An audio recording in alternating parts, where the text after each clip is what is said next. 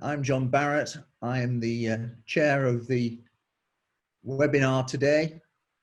Had a great deal of interest in this following the announcement of the white paper.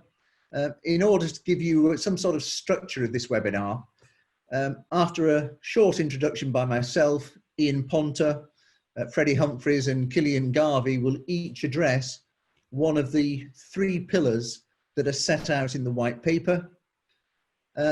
We're proposing that at the end of the three presentations, we'll have a question and answer session.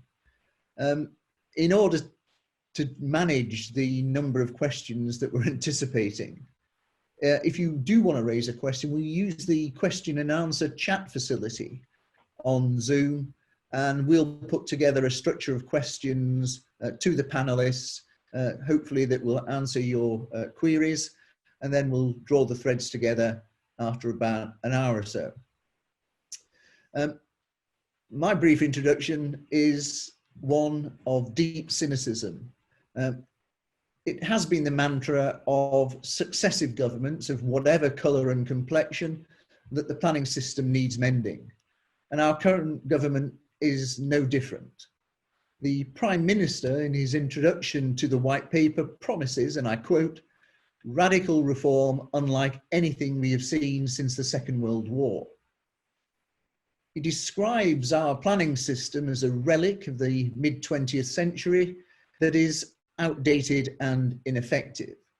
And the Prime Minister assumes, at least to my mind, a strained mansplaining simile comparing the planning system to an increasingly dilapidated building that the government proposes to tear down and start again. I'm reminded of the words of one of the heroes of our current Prime Minister, Winston Churchill, who, I hope you can see my screen, success consists of moving from failure to failure without loss of enthusiasm. The Prime Minister promises, as all other Prime Minister predecessors promised, a planning system that is simpler, clearer, and quicker to navigate, and one that delivers results in weeks and months rather than years and decades. The foreword from the Secretary of State reiterates the message that the government wants to convey: simpler, faster, and more predictable system. The passage that I've just referred to then is followed by a passage that brought a cynical smile to my face when the Secretary of State told us that his proposals seek, amongst other things, to facilitate, and again I quote, "the affordable housing existing communities require." This, you will remember, is from the same Robert Jenrick who approved the West Ferry Printworks development in the East End of London, and then had to admit that his decision appeared biased. The decision was made, you will recall, a day before new rules would have increased the owner's costs by up to £50 million because of changes to an affordable housing requirement that was about to be introduced. I'm sure we'll all agree that the fact that the site was owned by the former Daily Express proprietor, Mr. Desmond, who is a well-known donator to the Conservative Party, could have had nothing to do with the quality of decision-making by the Secretary of State. I think overall, we've been here before. What is clear from the white paper is the government's commitment to deliver 300,000 homes per year, and even more remarkably, an assertion that 1 million of homes will be completed by the end of this Parliament is embedded in this white paper.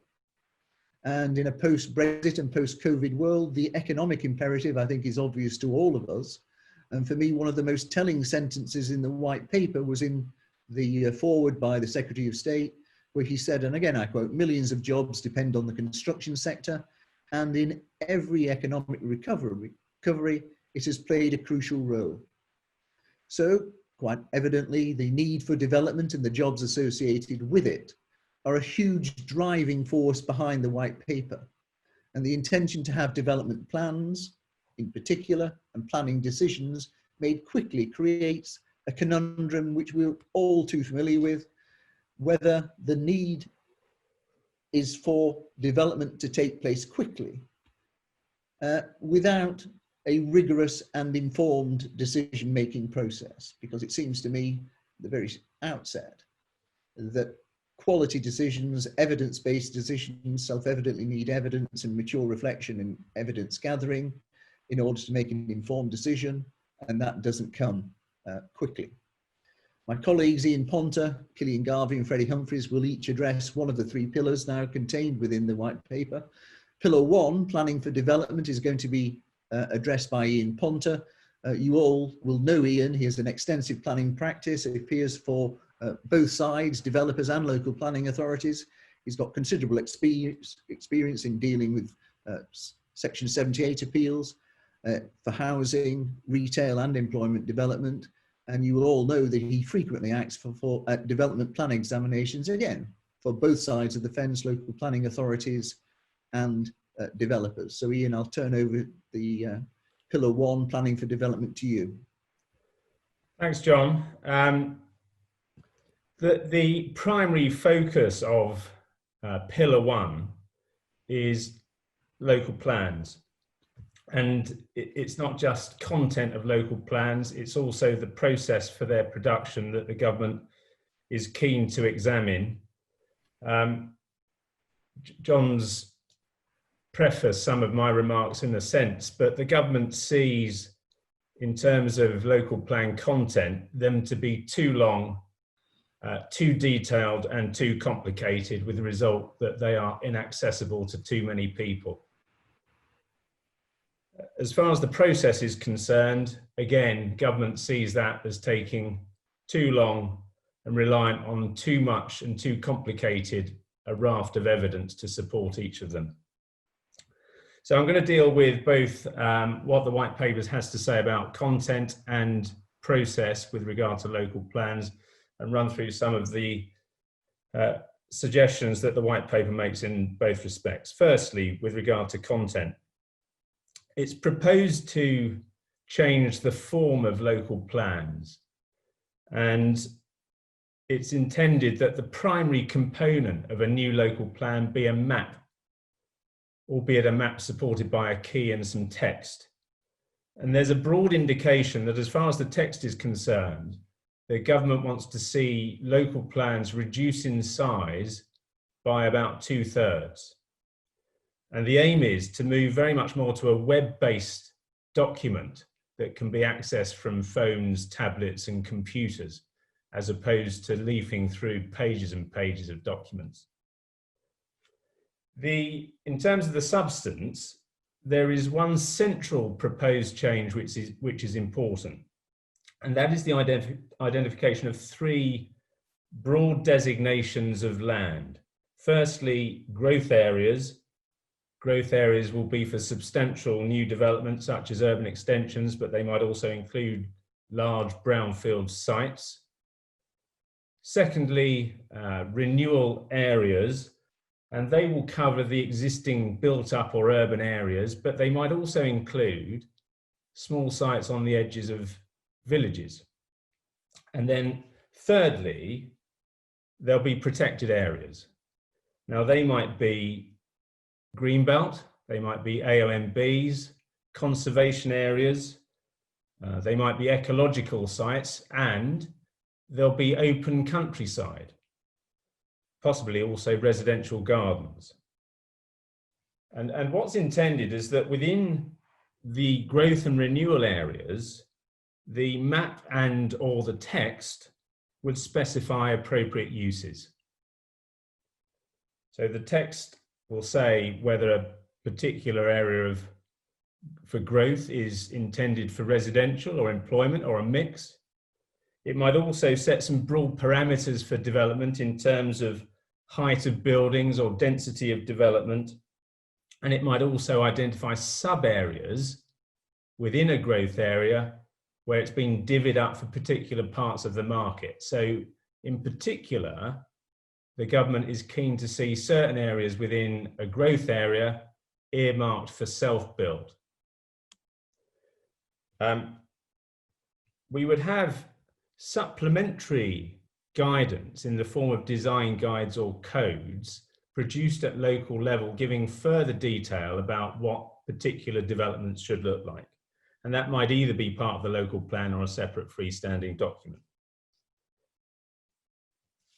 So it seemed to me that what we have proposed is, within those broad categories of growth or renewal area, there would be allocations for particular sorts of development together with general parameters for that development.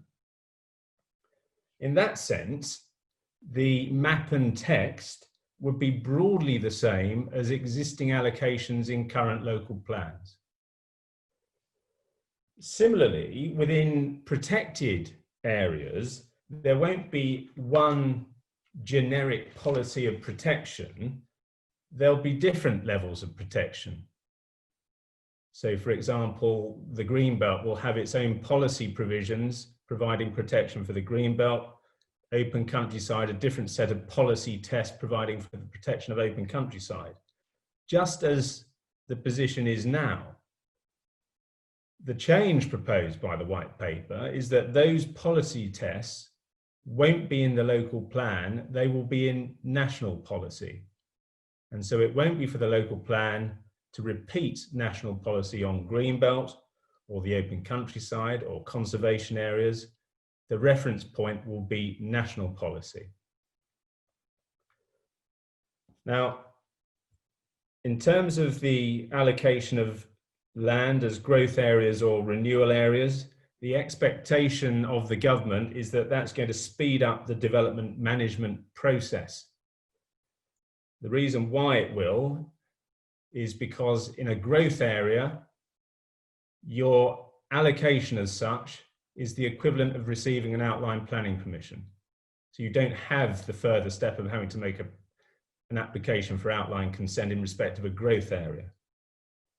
In respect of a renewal area, the effect of that is that there is a presumption in favour of development. So again, that is anticipated to speed up the development management process.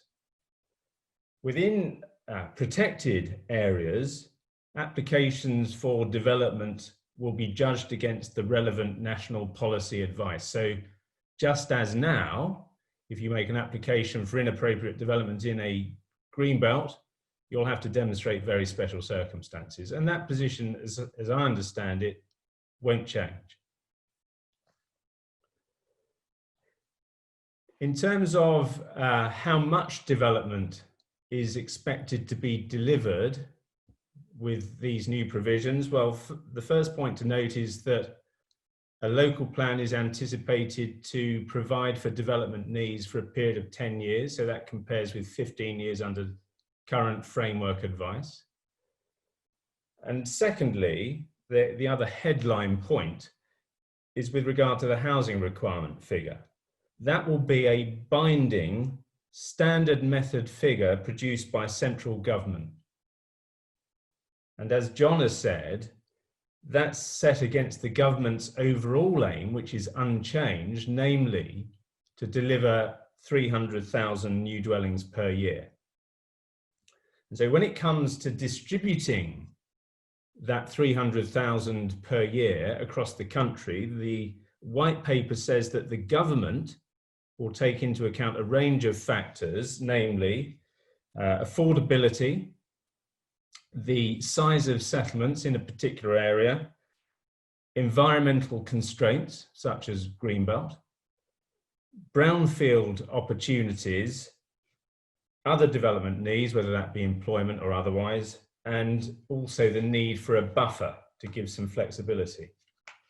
So presumably what that will mean is that the government, central government, will have to gather and consider local data, for example, on environmental constraints, brownfield opportunities and the like, whereas previously those factors were considered by local planning authorities.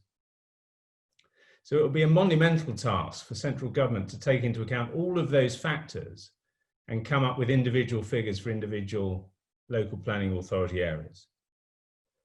A couple of other points to note emerging from the white paper is this. Firstly, the government is confident that its new approach will succeed in delivering development, and so considers there will be no longer a need for a 5-year housing land supply requirement in national policy.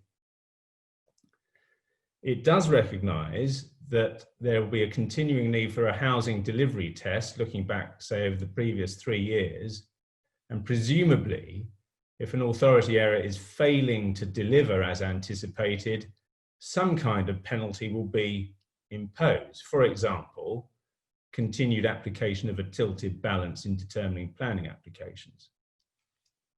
So those are some of the substantive points that I wanted to mention. I think the headline points arising out of the white paper. I deal with some process issues. And again, the main headline here is speed. The government considers that it should take no more than 2.5 years from start to end with regard to the production of a local plan. 6 months for a call-in process, call for areas of growth or areas of renewal, 12 months for the preparation of the plan, submission and consultation 6 weeks, examination 9 months, tidying it up and adoption 6 weeks. So maximum 2.5 years, and they're to be reviewed every 5 years. The soundness test will be changed under current proposals, and it will be reduced to one question and one only: is the plan sustainable? I've no doubt that in addressing that one question, the other questions that we've conventionally asked ourselves, like, is this plan consistent with national policy, will inevitably crop up. And so there'll be a whole series of sub-questions within the overriding question of whether or not a plan is sustainable. Sustainability appraisals, they're going to go, and we're told that they will be replaced by a simplified process for assessing environmental impact. No detail given in the white paper, but whatever the simplified process is, it's going to have to meet other legal requirements, like the need to conduct strategic environmental assessment. There's no dodging around those. Duty to cooperate, that's going to go. However, the government recognises that certain cross-boundary issues will still fall to be considered. A deliverability test will still apply, but we're told it's going to be slimmed down. I don't know what that means. So deliverability will still be relevant. Finally, with regard to plan making, there is continued endorsement in the white paper of neighbourhood plans. The government continues to recognise their place in the local plan, the development plan system, and shows no sign of retracting its position on neighbourhood plans. It's not entirely clear to me what they will do, because the local plan is going to go through the process of identifying growth, renewal and protected areas. There's nothing much left in the way of allocation left for a neighbourhood plan to do. It might tidy up on things like detailed design codes. But beyond that, it seems to me that the scope for neighbourhood plans is going to be heavily restricted.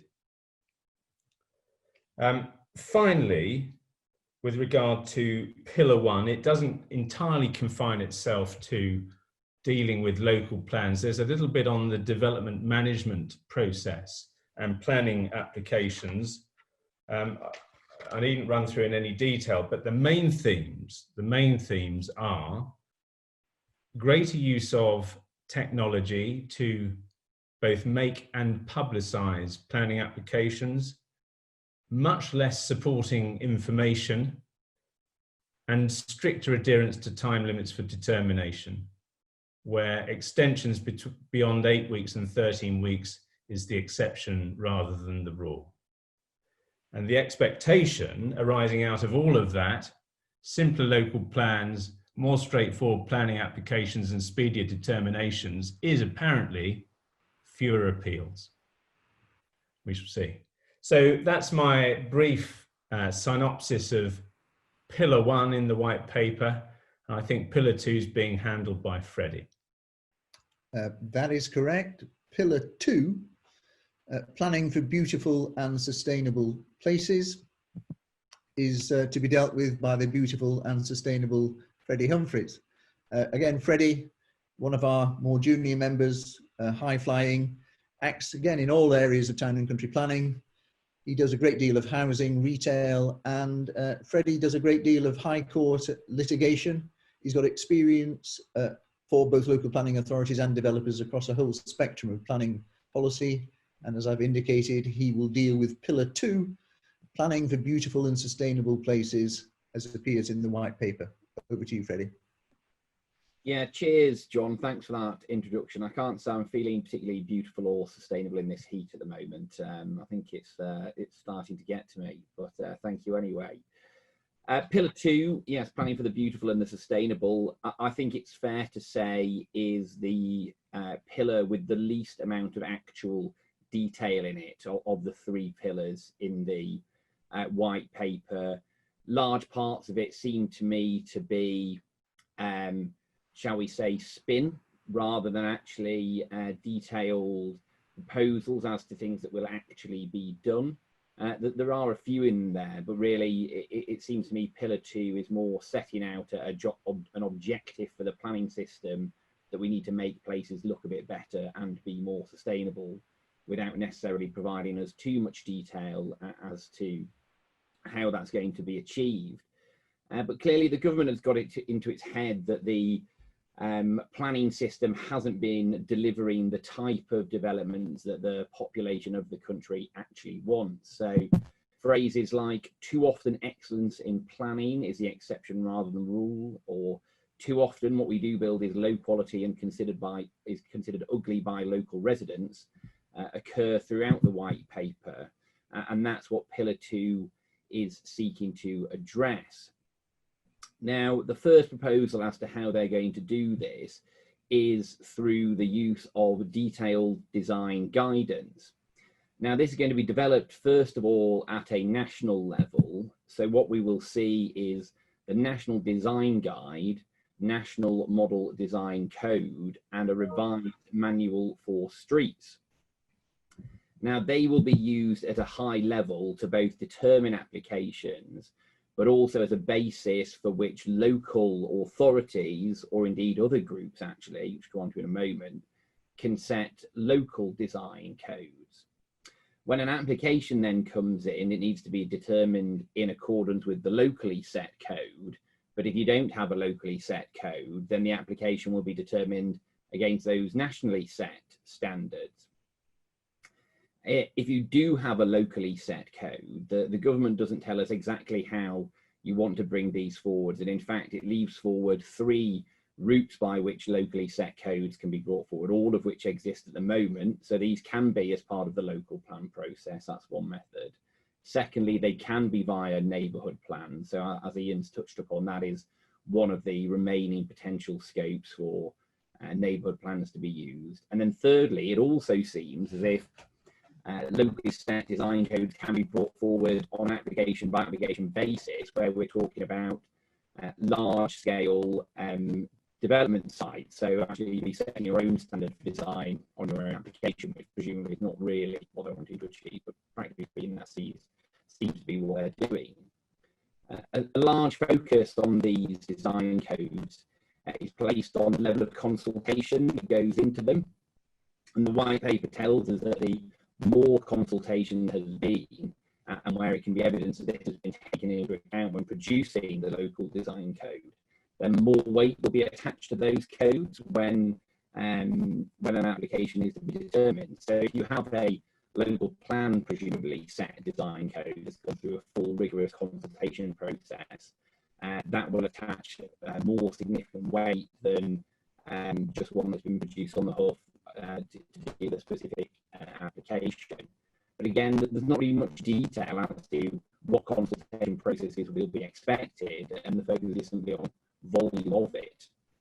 So whether or not it's due to get further detail on that, we'll have to wait and see. But it feeds back into this idea that John touched upon in his introduction, that a large part of this white paper is trying to get locals more involved in the planning process. And again, as with a lot of the white paper, we see here large focuses on data, and the idea it seems to me to be is going to be that you essentially have tick box design codes. So for any given scheme it comes in, you pull out your relevant design code and you go through and you just see if it meets the specific standards set out in there.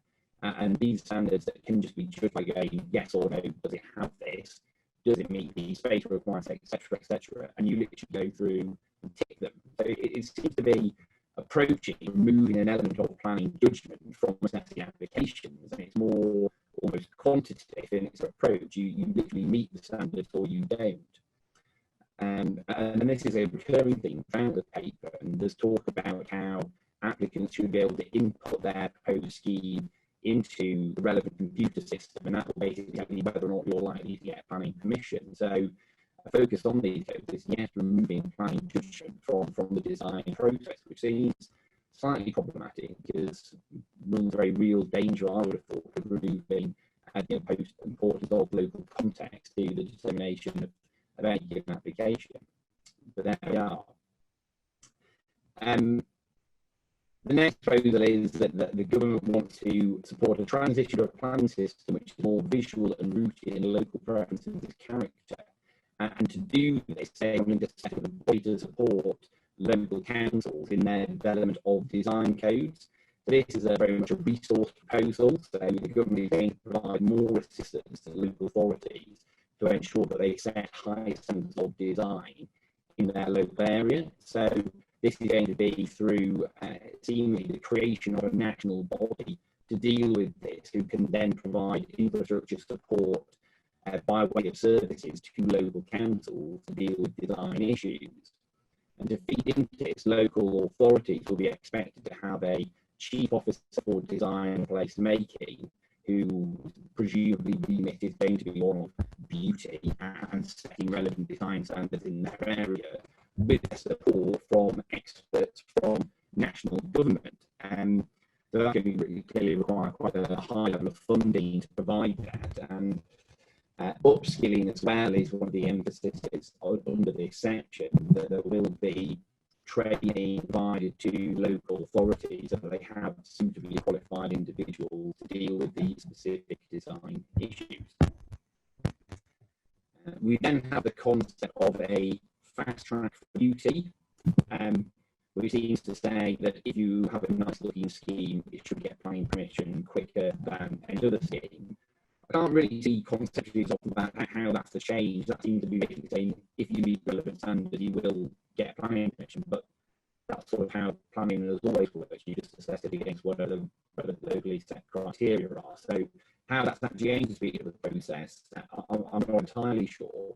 But there's a little bit more detail provided to that. So the NPPF is going to be changed to give support to schemes which comply with local design codes. Again, I'm not really sure how, despite them calling that a change, how that actually is a change, because one would have thought where you have already a locally set design code, that is something that attaches weight in the planning process. But so that's more likely to be a shift of focus, increase in importance rather than anything else. In growth areas, so that area Ian was talking about, which is one of the bigger reforms, a site master plan is going to be a requirement of permissions in principle, so that when detailed schemes do come forward, they're already in conformity with what they're required to be. So the idea is that detailed, or an element of the detailed design, is actually done straight away at the well, I'm not sure allocation is the right word, but at that early stage, so that once you have that allocation in a growth area, when schemes actually come forward, they already know what they're required to be doing and can get permission quite quickly. Then the third proposal for fast tracking beauty, which is quite an interesting one, because it's unclear to me how this will work in practice, but what the government is proposing to do is bring in new legislation to create new permitted development rights, to allow what they call popular and replicable forms of development to be approved easily and quickly. So that's therefore a proposal that you can get permitted development for certain types of development, not based on what is already there, but on basically what you're proposing. So if it meets a certain design proposal, it just will have permitted development rights. And they use the expression copybook development. So essentially the concept is going to be that there's certain types of design that if you just simply copy them, you can get permitted development rights for that. So it'd be quite tricky to manage that one, because again, you're using an element of planning judgment there in terms of design to determine whether or not something has permitted development, rather than, you know, our usual scheme of planning development, permitted development, saying, are you currently this? If so, you can become that. And the final proposal under Pillar 2 that's of some actual practical significance, seems to me, is a suggestion that, again, I think Ian's touched upon, is we're going to speed up the environmental assessment proposal. How that is actually going to be done is lacking in detail. Again, there's a lot of talk about data and how the government wants us to be able to use work that's already been done and to streamline the environmental assessment process. So for any given scheme, I think what they would like to see is, rather than you having to do your work from scratch, you can look around, see what anybody else has already done, because data is going to be just more readily available through the planning process. Pick out the relevant bits that are relevant to your scheme and just simply rely upon them and make a few additions here and there if that's necessary.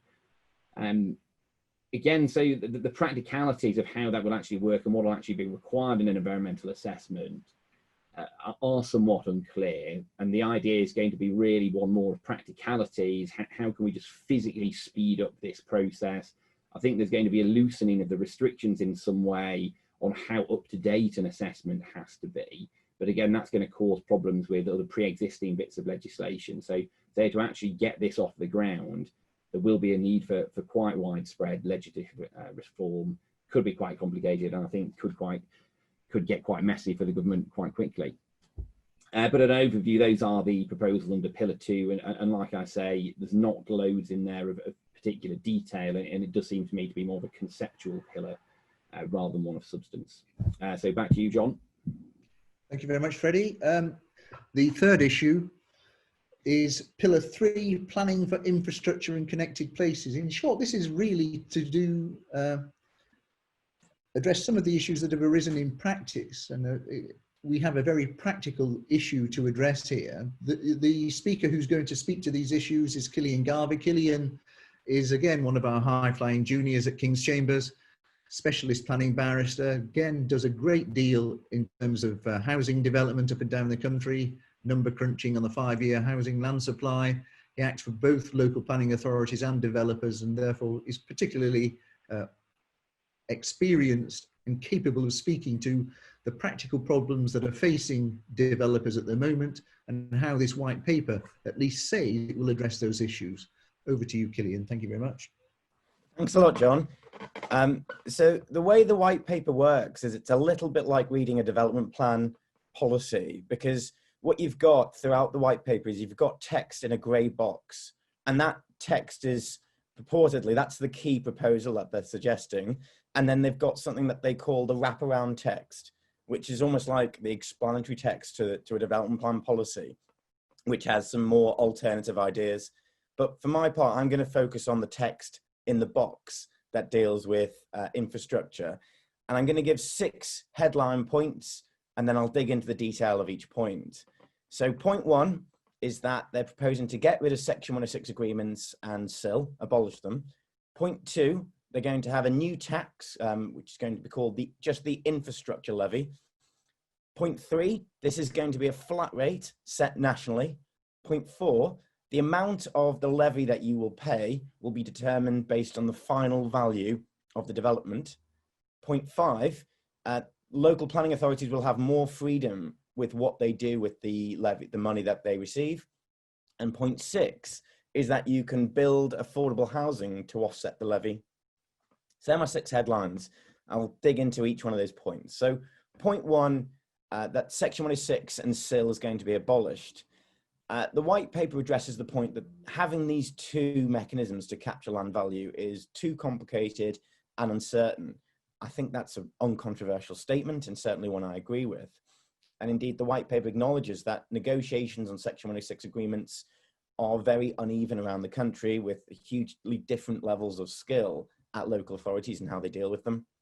And indeed, we as barristers, we spend an inordinate amount of time at inquiries sometimes discussing Section 106 agreements and their contents, and it can sometimes be a bit of a painful process at the end of the inquiry process. So selfishly, I'll relish the chance to not have to spend inquiries debating on the Section 106 agreement. But one of the questions immediately that struck me was Section 106 agreements are not just about land value capture. They can be used to do other things, provide other benefits that can sometimes be too cumbersome for conditions. I'm thinking of examples where you might be giving a parcel of land to a local community as open space, and the Section 106 agreement can sometimes govern that. I don't know whether if they're getting rid of Section 106 in the Town and Country Planning Act, what the intention is to replace that, whether it will just be conditions, will be the only way to secure benefits of a scheme. But anyway, point two, that they're going to introduce this infrastructure levy. There's often been a discussion that SIL and Section 106 agreements infringe on the realms of taxation. The white paper doesn't shy away from that. This new infrastructure levy is just that, it's a planning tax. And the white paper doesn't seemingly, it is just pretty explicit about that. Point three, that this is going to be a flat rate set nationally. So as I've been thinking about this, it's been clear that this will function a lot more like other forms of taxation. It's going to be far simpler to think of this in terms of almost like a local capital gains tax than it is to think of anything comparable to the current planning regime for capturing land value. So the intention is that there'll be a threshold below which you don't have to pay anything on this levy, and then above this threshold you will have to pay this levy. And currently the white paper says it's unsure whether there's going to be a single rate set nationally or whether there will be area specific rates, but it seemingly is going to be the case that it will be for central government to set these rates as opposed to local governments. But they acknowledge that these area specific rates might be required because in certain areas where land value uplift is insufficient, they might need to have much lower rates than in areas where there's a lot more land value capture. Point four, that the value is based on the final value of the development. The thinking behind this is to allow the development to respond to market conditions, and it applies at the point of occupation. So, of course, one thing that this pandemic has demonstrated is that the viability of a development proposal can radically shift for unexpected reasons during the lifetime of it being built out. So to try and combat that and provide more certainty, the idea is that at the point that you've actually constructed the scheme and you're going to occupy, that's the point at which you bring in and you capture the land value based on what the value of the property is. It's also the idea is that this is going to manage cash flow, because of when you've got developers who are making sizable contributions at the beginning of the constructing a scheme, that can often be burdensome on the developer themselves. So that's why they're trying to move it to the end of the development as opposed to the beginning. And there's a discussion about the potential sanction being for non-payment, being that there'll be prevention of occupation. I confess that struck me as being problematic, because oftentimes the person who might be wanting to occupy the house will have had no say in any of the taxation or levy that needs to be paid, and they might be the ones that loses out. Point five, more freedom for local authorities. The white paper doesn't say this, but it may as well have said local authorities can take this money and do whatever they want with it. Indeed, it even goes as far as saying they can just reduce council tax. So they don't necessarily have to take the money that they receive and spend it on anything directly related to this development proposal. They can do whatever they want with it. And seemingly, there will be no clawback. There would be no opportunity to say, this is the money earmarked for the capacity in that classroom, and therefore if you don't build out that classroom, we can claw it back to the developer. Seemingly that will be done away with. I should also say this will be collected and spent locally as a form of taxation. And the final point in respect to affordable housing, so if the developer provides affordable housing, that is seen as an in-kind delivery of the levy. So the difference between the price at which the unit was sold to the provider and the market price would be offset from the final cash liability to the levy. So effectively, by providing affordable housing, you can pay less levy at the end of the process. And that's sort of the incentive to try and encourage local developers to build affordable housing to actually make their scheme more viable. So there are my 6 headline points in respect to the infrastructure. Thank you, Killian. I'm going to turn over to a question and answer session. Thank you for those who have contributed to the 8 questions that have been raised. Some of actually were addressing actually Freddie. I think we've got a problem with your mic, or we did have a problem earlier on with your mic. It seemed a bit crackly. It seemed to have resolved itself, but be that as it may. But before I turn over to the questions that have asked by some attendees, I was looking at this issue, and it's really towards Ian. Whilst there is a requirement, and I'll put requirement in inverted commas, to have a local plan in place in 2.5 years, it seemed to me that there was no sanction that's readily apparent in the white paper for those local authorities who don't, for whatever reason, manage to achieve having a local plan within the period of time specified. Did you discern anything different from the white paper? You're mute. The answer is government intervention. Broadly indicated that if a local planning authority isn't getting on and producing a local plan in a timely way, the process will be taken over by central government. Interesting. So that's the sanction. You lose control. Okay, Killian, if I may ask you a question as well, I'm sure the LPDF members will be very interested in this. How do you think developers will react to the proposals concerning what is essentially the amalgamation of Section 106 and SIL regulations? How will developers respond? So I think that there'll be some who welcome the fact that this is going to help them with cash flow issues. This is going to help them in terms of certainty and be able to respond to market forces. So those must be things that are welcome changes. One of my practical concerns is that oftentimes, though, during the application stage, developers can use money to make problems go away. And one of the ones I think about most is highways. So oftentimes you might have it where the highway authority come in and say, well, we've got a gripe with this scheme. And the developer might say, well, here's a chunk of money that we'll provide during the Section 106 agreement, and conveniently the issue falls away.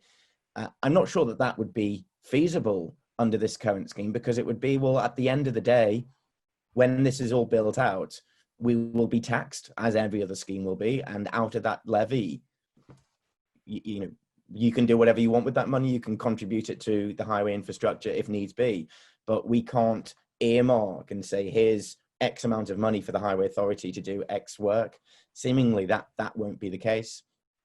But also, the white paper says that the government's ambition is to capture more land value. So it could ultimately result in developers seeing their profit margins reduce with schemes. And if that's ultimately what this does, even if it simplifies it, I doubt many developers are going to see that as a welcome change. Okay. Some of the questions, very interesting questions that have been raised. One from Edward Orr is, what are the proposals really for the timing of bringing forward the new local plan criteria, and how is it likely to affect either local plans that are currently being progressed or have been recently adopted? I'm slightly changing Edward's question. No, understood, John. It's proposed that the changes will be made by a comprehensive new suite of legislation. So I think you in your introduction referred to the decrepit building that's been subject to many unsightly extensions over the years. Well, that's going to be knocked down. and a new building is going to be put up. So we're going to have new primary and secondary legislation. What the white paper suggests is that new local plans should be in place, will be in place by the end of this Parliament. Now, as I understand it, the end of this Parliament is May 2024. So it's 2.5 years to prepare a local plan. And that obligation kicks in when the new legislation starts. Then we're talking about the end of 2021 for all of this new legislative framework to be in place. So within the next 18 months, it will all have been done, primary and secondary legislation necessary to devise an entirely new planning system. So there we are. That's the proposed timing. There's one other little footnote to that. There is a greater period given if you've got a recently adopted local plan. So if you've got a plan adopted in the last 3 years, you get 3.5 years to prepare a new local plan. Or if you've just submitted a local plan, you get 3.5 years from the new legislation kicking in. So potentially 5 years from now, if the government's timing is right. So that's the broad timescale that they're thinking about. Very swift. Oh, it's incredibly swift. And I use the word incredibly with a degree of accuracy that's absolutely intended. If they achieve it, I'll believe it when it happens. Matt Evans has a key question. They principally seem to be focused on your area, Ian, if I may say so. Matt raises this point. Really, one of the key issues of concern that's articulated throughout the white paper is the time it takes to prepare a local plan. The plan-led system seems, although it's not expressly stated, to be a commitment of the government, a continued commitment. And Matt really asked the question, shouldn't the emphasis be on creating plans prepared with a lighter touch, perhaps watering down the examination to an extent? Because otherwise you're unlikely to achieve your 300,000 dwellings per annum without the imposition of some very clear strategic planning guidance to determine where the unmet housing need has got to go. Well, the imposition at a strategic level is from central government, because local planning authorities are going to be told what number they need to plug in to the plan, and then they're required to produce the plan within 2.5 years. And inevitably, and this is the avowed intention, it is going to be supported by less rigorous evidence. There is going to be a smaller evidence base. There is not going to be the extensive sustainability appraisal. Duty to cooperate goes. There are going to be less rigorous hurdles for the local planning authority to get over to get their local plan out. And in that way, it's hoped that it can be done in that 2.5 year period. On a similar vein, Neil Tiley from Pegasus raises this question. And it gives rise to obvious practical difficulties. If you're going to deploy a standard method for calculating your housing requirement, even the one that's currently proposed, which is a slight tweak on the versions in 2018 and 2019 that we saw, how can you be formulaic in those circumstances where you don't know what constraints there are, what brownfield opportunities there are in order to secure the housing numbers that are produced by the standard method? It's a point I think you touched upon, but isn't it something of an anomaly that the standard method is going to be deployed to produce a housing number that will then require, in order for that housing number to be delivered, a great more information concerning what opportunities there are or are not in order to deliver that number?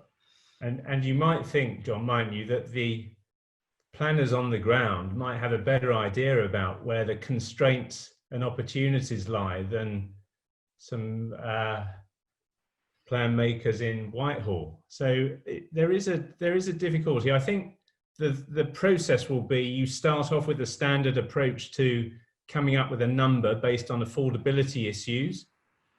And then in the normal way, you have to plug in local constraints and opportunities, whether it be a brownfield study or an exercise of review of the green belt or whatever. You have to then layer those other criteria on top of the, if you like, the standard method starting point. Paul Hunt raises an interesting question, which I can direct, I think, towards Killian. What happens when you have these very large sustainable urban extensions? And I'm putting that qualification into Paul's question. You have these large sustainable extensions that we've seen up and down the country, or perhaps new village proposals that are intended to deliver their own infrastructure in both social infrastructures, schools, playing pitches, community buildings, and the like. What is intended to those types of development that are already infrastructure rich in terms of the social and economic infrastructure that they're intending to provide? Or is this going to be a one size fits all, essentially a development land tax? You didn't use that expression, Killian, but I'm using it, a development land tax of any and all residential, retail, commercial development? Yeah, so the white paper is here's our big ideas, and it doesn't give us a huge amount of detail on how this is going to be, particularly because it's going out for consultation. So there's a lot of questions like this, which, you know, we'll have to wait and see when the detail finally emerges. But what I imagine would be the case for a scheme like that is they would look at, well, this is how much money we made from the scheme, you know, gross. And then they'll say, but we had to spend X amount on building out that school. So our net final value is X, which will be lower than the gross value. So they will just, I presume, they will just factor the construction of those benefits and reduce that from their total profit, much like a tax return. This is what we made, but this is what we had to spend to get there. And that will inform then, that final figure will be then taxed based on this national threshold. Paul Boyfield raises quite an interesting point. I suppose it's a fine grain point. Just concerned about development proposals in a protected zone. Will we expect at some level, national or perhaps even local level, the types of development that could take place in a protected zone? Paul gives the example of solar wind developments in perhaps open countryside. One can think of other examples, agricultural workers' dwellings in open countryside, even in the green belt. What will be, or where can we expect to find the policies that will deal with the exception to the protected areas where development may be permitted, where there will be an element of judgment, there will have to be an element of control? I'll throw it open to the whole panel. Perhaps Freddie would like to have his turn. Yeah, well, my reading of that would be that actually, potentially, the protected areas are the areas where there's the least amount of change under the new system as to the system where we're currently operating, in that you can still make an old style, or, well, a current style planning application for permission in those areas, and it'll be governed and determined against national policy. So you will be in a protected area, but the protected areas don't say no development is allowed here. Some development will be allowed there, and presumably that'll be done in, say, the same way that we see the Greenbelt policy being determined under national policy now. You are by definition inappropriate development unless you then fall within one of the exemptions to that list. So I get the impression, but I might be wrong, that actually that won't be changing that much. It's just sort of determine the planning application as you would do now. Yeah, I think that's the way I read it. The white paper doesn't really descend to that level of detail, I'm afraid to say. And I mean, what it potentially means is that you don't have, at a local level, a consideration of those issues. The local planning authority is really just concerned about drawing some boundaries between protected areas, growth areas and renewal areas, and then within the growth and renewal areas setting some parameters for development. But if you want to build a wind farm in a protected area, you're then falling back on whatever national policy might have to say about that. Do you anticipate, or do we anticipate, that in the growth areas there will be requirements for subsets of development, supposing it's allocated for residential, but supposing there's a particular need for rental or specialist forms of accommodation to meet the needs of the elderly in the time? Are we going to get that fine grain level in these growth areas? As it talks about sub areas within growth areas, John, it's more directed at market sectors, and in particular, as I think I mentioned earlier on, sort of self-build or custom-build housing being particularly identified within a growth area rather than forms of specialist housing. I don't think it has anything to say about that. Which is an obvious problem, it seems to me, because if government is going to be setting centrally your overall housing requirement, where's the scope for then, well, how do we meet the needs of the elderly within that? Because presumably that varies region by region. But if the government is just simply saying, you need to build X thousand houses in your local area by this date, how do you then allow for the elderly? Where do they come into that? Because if you're not allowed to do your own local assessment because it's been done centrally for you, I mean, at the moment, those people are just going to potentially be left outside in the cold. Yeah. The other consultation paper, and I think this is raised by one or two other questions, John. The other consultation paper, Changes to the Current Planning System, does talk about the provision of first homes, and as I understand it, the government there, I know we've not talked about that other consultation paper, but the government there is saying that there's got to be, within the affordable housing provision on a site, there's got to be 25% of those affordable housing first homes, and that takes priority. Well, actually, you have answered a question that was raised by James Stacey that I was going to put to the panel. It does seem to me that whilst we're looking at the white paper, we should remind ourselves it is a white paper, it's a consultation exercise. The devil is going to be in the detail. I think drawing those threads together, what we've highlighted is one of the conundrums that inevitably is associated with development plans. If you want the decisions to be made locally, you've got to have an evidence base, and that's got to feed into the housing requirement. If you want to make changes and exceptions to broad national policies, you've got to have an evidential basis for doing so. And if that's going to flow into the local plan, inevitably there's a quantum of evidence and a quality of evidence point that has to be addressed. Any other thoughts before I turn it over to Paul Brocklehurst to draw together the themes of our discussion? No, thank you.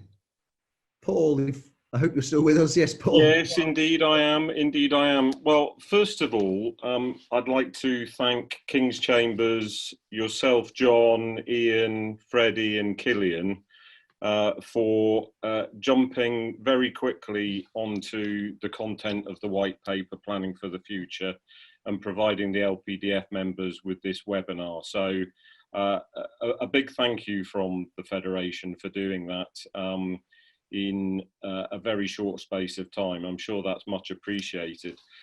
I also just wanted to, as you say, sort of closing, drawing it all together. As it happens, we now have a regular meeting or video conference with Simon Gallagher of MHCLG, and we had ours on last Wednesday. And what is very clear, and I think it's been highlighted by all the panelists today, is that in terms of the Planning for the Future document, it is a very broad picture document with as many unanswered questions as there are pointers as to the way perhaps the politicians envisage the system developing in the future.